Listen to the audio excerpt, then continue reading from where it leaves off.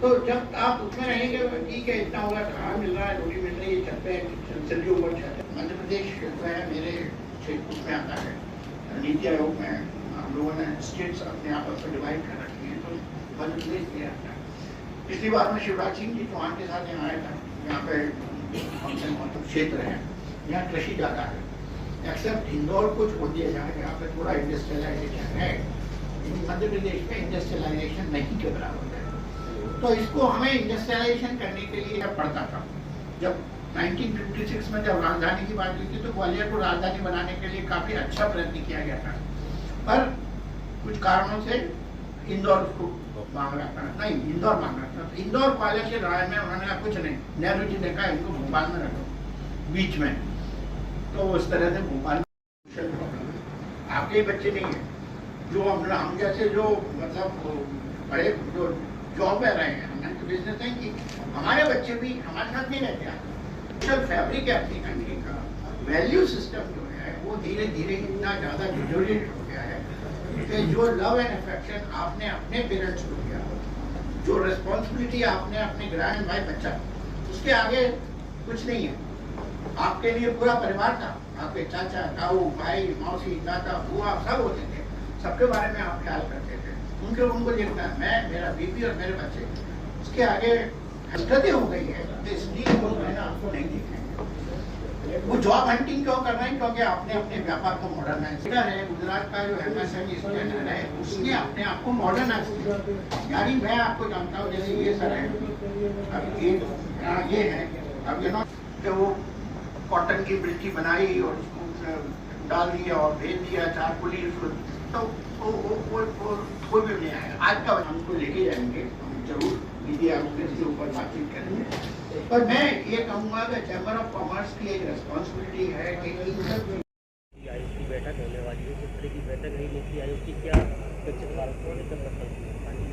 नहीं, अभी बैठक की होने वाली है, पर इसका अभी कोई पूरा कंफर्मेशन नहीं है, तो मैं इसके बारे में बात नहीं करूँगा। सर, उद्यमी सुरक्षा सम्मान और सरलीकरण को लेकर आपने आज व्यापारियों से चर्चा की है, किस तरह के व्यापारियों ने अपनी शिकायतें रखी? ये व्यापारियों ने अपनी समस्याएं हमारे सामने रखी।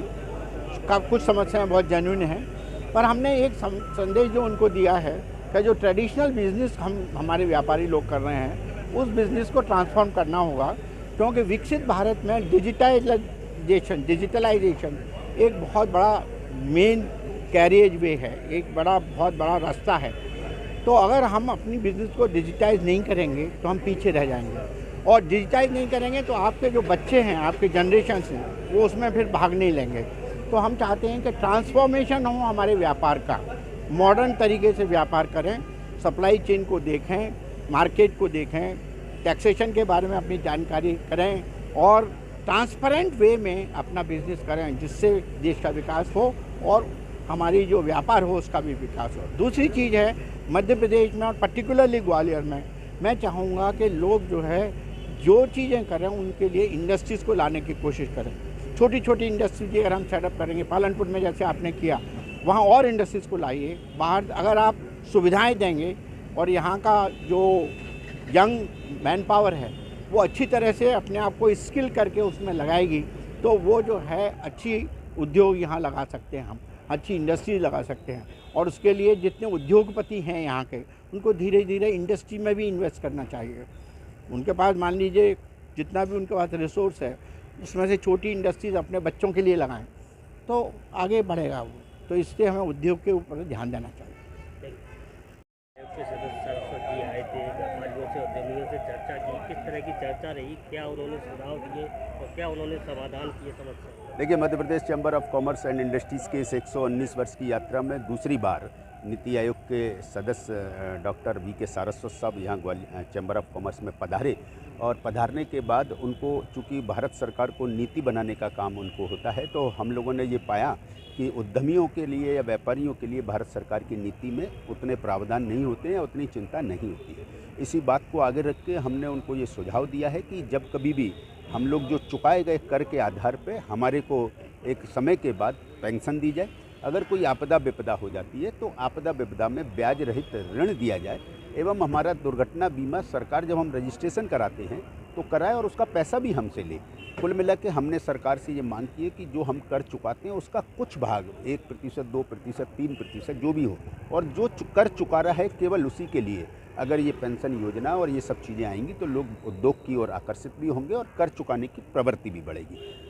डॉक्टर सारस्वत जी ने बहुत अच्छे तरीके से उस बात को सुना है और उसके साथ उन्होंने कई अन्य सुझाव भी चैम्बर ऑफ कॉमर्स को दिए हैं। जो नीति बनाने की बात चैम्बर की है, उन्होंने चैम्बर के लिए कुछ नीति बनाने जैसे सुझाव दिए हैं। चैम्बर ऑफ कॉमर्स पे अमल करेगा और हमारे दिए गए सुझावों पर उन्होंने गंभीरता से विचार कर और उन्होंने ये भी वायदा किया है कि भारत सरकार की आने वाली नीतियों में इन सब का परिलक्षण होगा।